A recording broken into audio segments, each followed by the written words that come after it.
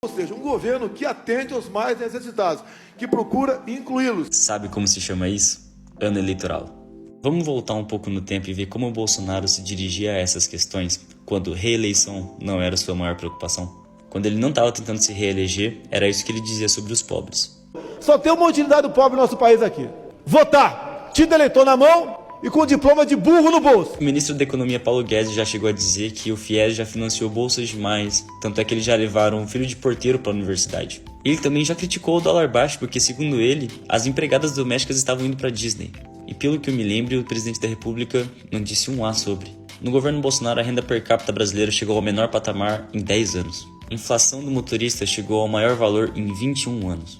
No governo Bolsonaro, o gás de cozinha chegou ao maior valor do século.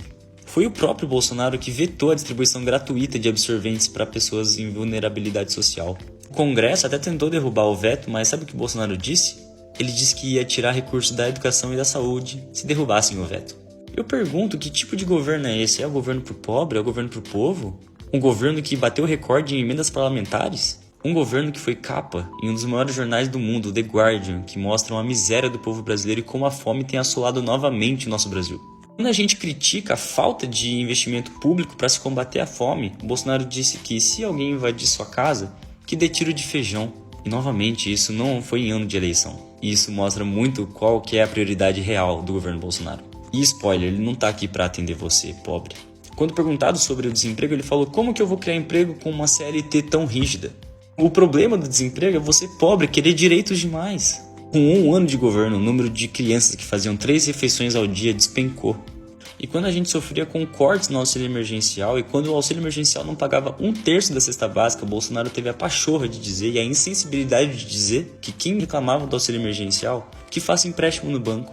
Ele realmente disse isso? Eu te pergunto, esse populismo que a gente vê hoje nos debates é concreto? Não, parça, ele nunca se importou com vocês. O Bolsonaro não é o seu candidato. O Bolsonaro nunca se importou com você. Ele se importa com o velho da van, ele se importa com o cara do madeiro, ele se importa com os latifundiários, ele não se importa com você. O auxílio emergencial que ele tanto fala, no começo da pandemia, ele queria que fosse de R$200, e só não foi R$200 porque houve pressão na Câmara dos Deputados por parte da oposição. O Bolsonaro nunca teve um olhar sensível ao povo. Mas você sabe como funciona ano de eleição, né? E se você esqueceu, eu tô aqui pra te lembrar.